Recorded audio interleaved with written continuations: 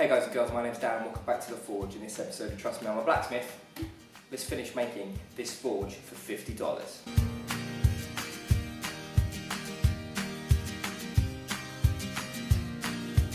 I've got the throttle in, I've got all the pipe in, I've got the base plate in, and it works, I think. So it's looking really tidy, I'm really happy with it. I cut the little gap out that I said about yesterday, I think it works. I've never used a bottom blast before, so it's going to be an experience. Yeah, I think I've spent a bit too much money, but you won't have to spend nowhere near as much money as I've spent on it in order to make it. But yeah, I've got all the fittings in. I went a bit nuts and bought too many fittings. You could probably do this without as many fittings as I've bought. You could probably beg, steal and borrow and get them from some sort of garage sale or whatever. And basically I've got it so that I've got this little fitting in the end here that connects onto this rubber pipe that runs up here. It goes through a ball valve, that goes on off, that turns on, and then there's some bits underneath as well. So watch the video and tell me how I get on. I've never used a bottom blast, so I've got some questions for you at the end of this video if you have, and yeah, see you later. So I've just been to a place called Tech Hose. They're really great guys in there. I was really messing about trying to save some pennies, changing fitting sizes and stuff. But I still managed to blow nearly $40 on fittings. I know that's not conducive with making a forge on a budget, so I will go over some alternatives when I get back to the workshop. I got carried away and then I didn't realise what the price was until after I left. So yes, so I'll see you back at the workshop. So I collected these parts this morning from a local hose supplier company. This is the nozzle off the blower. And I've just put a fitting in there so this rubber hose can fit, and then another fitting with a valve, the ball valve in here, and this is going to be my throttle to control the air. And then I've got a T-piece here, and then I've got another fitting that goes up to a reducer. Then this reducer here is going to get welded on to this piece of stainless steel pipe, and that's going to be the tube that goes underneath. Now, you don't have to copy this. I would say this is a fairly expensive way of doing this, but things you need to remember when you're doing this. So the first thing that you could do to save yourself some money, because one of the most expensive parts here was this piece here. This came in at about £10, so about $13 with VAT, value added tax. I don't know what you have in the States, but tax basically added on top. But the thing you need to do is you could use this you can control your airflow by turning this on and off. So you can turn it on, you have air, you turn it off, you don't have air. I've obviously bought this throttle, this ball valve to act as a throttle. You could also probably make a slide throttle like I've got on my forge. But the thing you do have to do is you have to have some sort of a T shape, because clinker is going to develop and I need some way to clear that out. So this little bung on the bottom here means that I can shove something up to here to clear all the clinker out. And then this fitting here is going to go into the bottom of the forge, and the reason that's going to be in there is so I can take all the piping out, so I just don't have a flat surface that I can lay in the van if I need to move it. Right, this works. I've just checked it, but I'll show you guys. So this is super simple. Basically, when it's on, with the ball valve open, air can come out of here quite happily. I don't know how I can show you that.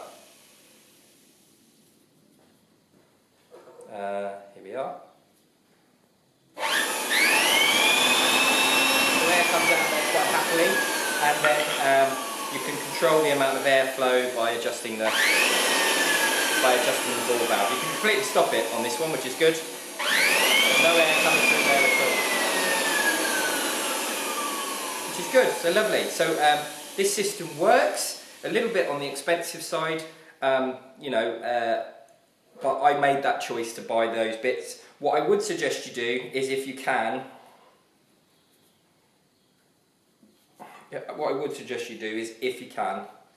is go down to a local plumbing supply or a hose fitting company like I went to, Hose Tech, and go and buy this bit. And then the rest is pretty much straightforward. You can Jubilee clip a pipe onto here. How hot it's going to get under here, I don't know.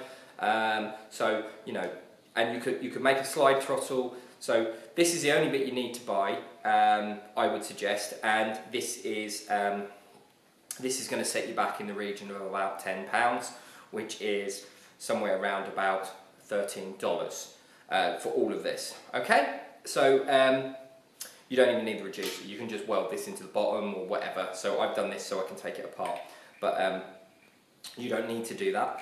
And you could probably even, if you wanted to, you could probably use second pipe and just make this all out of pipe. You don't have to even do it this way.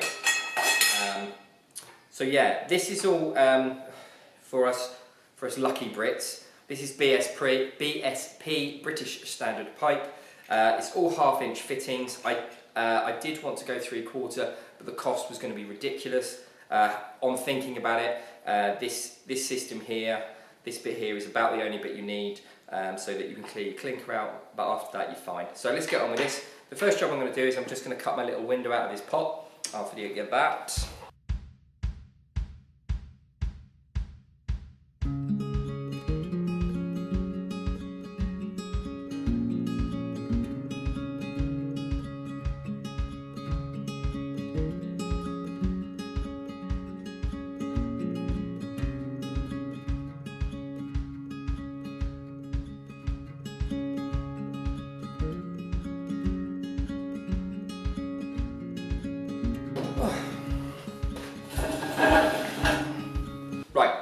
Messed around with that a little bit, and also I've got to turn the camera on. So I didn't film me cutting this out, but I did do it with an angle grinder. Basically, what I did was I had a cutting disc on the grinder, and where the line for the circle was, I just cut straight across and then moved on to the next one, then next one, next one, next one. And then you can sort of trace a circle out with it. It's not a great circle. I've seen better circles, but it fits lovely in the forge. So here's our forge with the slot, and this basically sits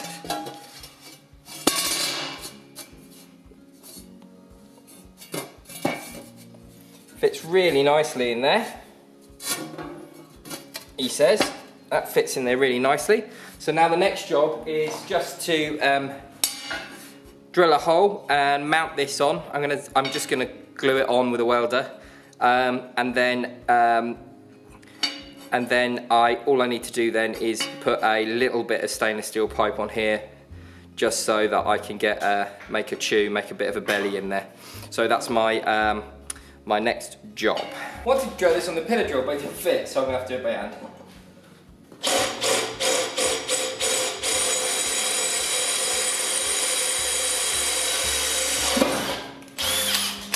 I've got a hole saw here. I'm gonna cut this out.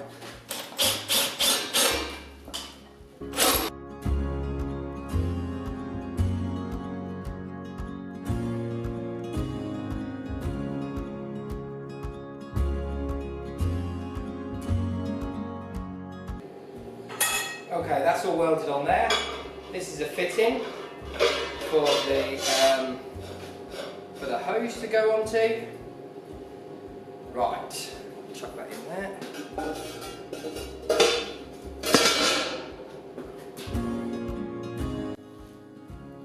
Okay, so it's all in.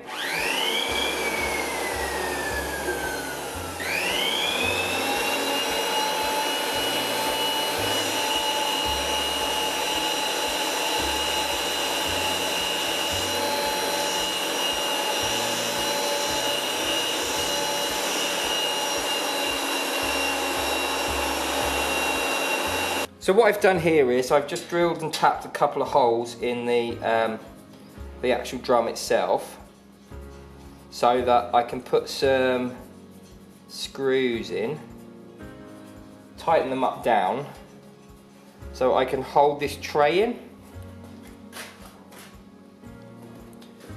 Don't know if you can see the screw there. The little screw there. Basically, just to stop this from wiggling around too much, I might put a third one in. It's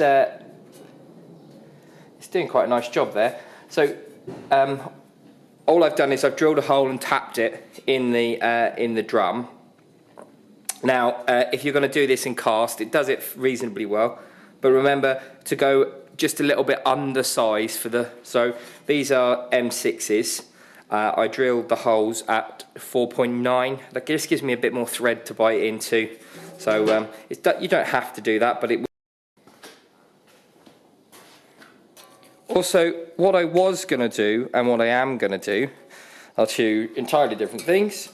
I was intending on having a pipe come out of here to act as a chew iron, but on reflection of seeing the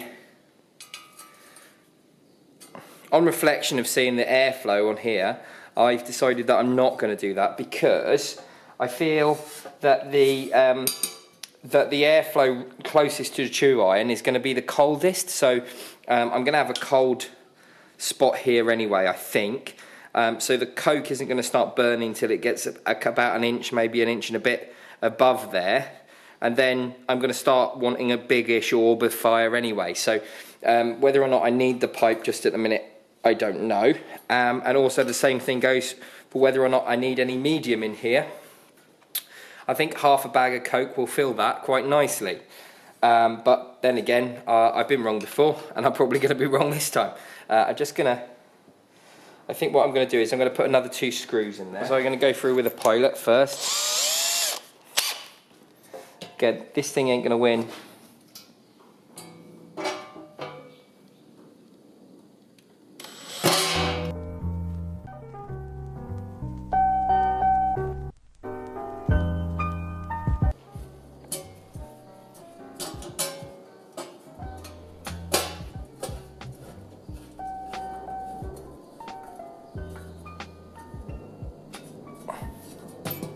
Okay, I'm going to put one over this side as well, just to make it look a bit more symmetrical.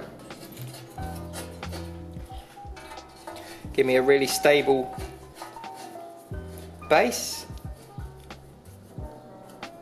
There we go. Lovely.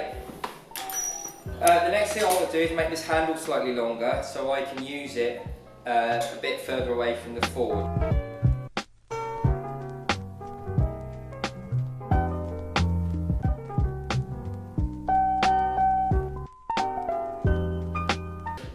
What I'm going to do is I'm going to put like a little handle, an L-shaped bracket here so I can use it, because bending over to do it probably isn't the safest thing. Yeah, like a little L-shaped bracket to come off there. So I'm going to make that now. Okay, so what I've got here is I've got the handle off the ball valve, and basically I've taken a piece of 8mm round bar just long enough to stick out past the brake drum. These sorts of things, these little additions, you're going to have to do yourself, the lengths and stuff, because I don't know the size of your brake drum and bits and bobs like that. So anyway, basically I'm just going to put 2 spots of weld on this and then just see if it sits out far enough, and if it does, I'm going to tack the other side in as well. Okay, welcome to the underbelly of the beast. Here you can see our T with a little stop in for clearing out the clinker. So that comes out for clearing out the clinker. And then perhaps that could have been done with being a bit bigger, but you know, we're on a budget, right? And then a little fit in here. This is the ball valve. I'm just going to fit this on here. See if it's going to fit. Like so. Okay, I might have to tighten that up with a. So one of my thoughts about this was when this is fully shut, like in this position, the valve itself doesn't turn off very well. I think I've just solved the problem. I know what I'm going to do. It's simple, isn't it? Where'd I put that spanner? Okay, so whilst talking that through, I've just realised I can fix this problem without having to do anything to it. And also, to stop me from having to bend over too far, I can fix it by doing that kind of... Oh, made for it, boss.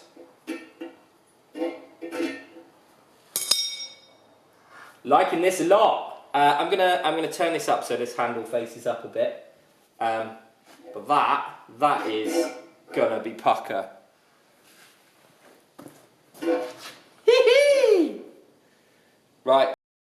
Okay, let's try that again.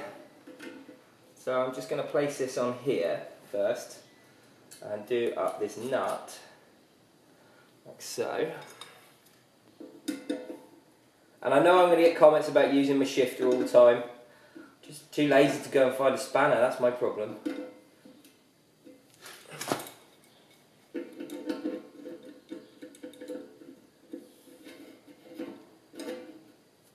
Okay, so if I... Haha, that's so gonna work.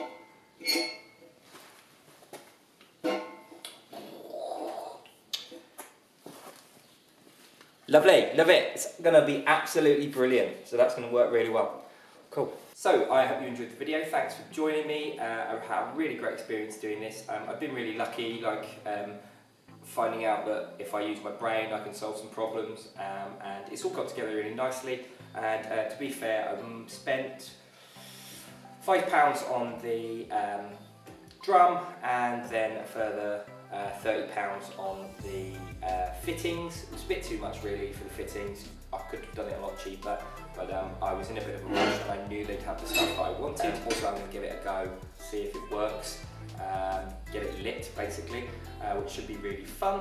And I'm going to do that all tomorrow. So question wise, I've never used a bottom blast and I don't know how long the tunes last for, so if anyone has any information on that, that would be really handy. I'm going to have a think about whether or not I'm going to keep that tune that short overnight. I might actually just decide to go and make it like a conical shape or something or other, or put some insulated bricks in the bottom here as sort of like a heating medium. I've got some of that stuff kicking around, so you know, I might do that. But yeah, it's gone quite well. I'm really pleased with it, and I should be able to use it on Saturday, all being well. I'm doing the live show on Saturday afternoon for you guys. It'll be Saturday evening in the UK. So I'll be filming the live show at 6:30. That's Greenwich Mean Time. So if you're in the States, you're going to get that at about 1:30 Eastern Standard Time. I think that's right. If I'm wrong, let me know down in the comments if you know.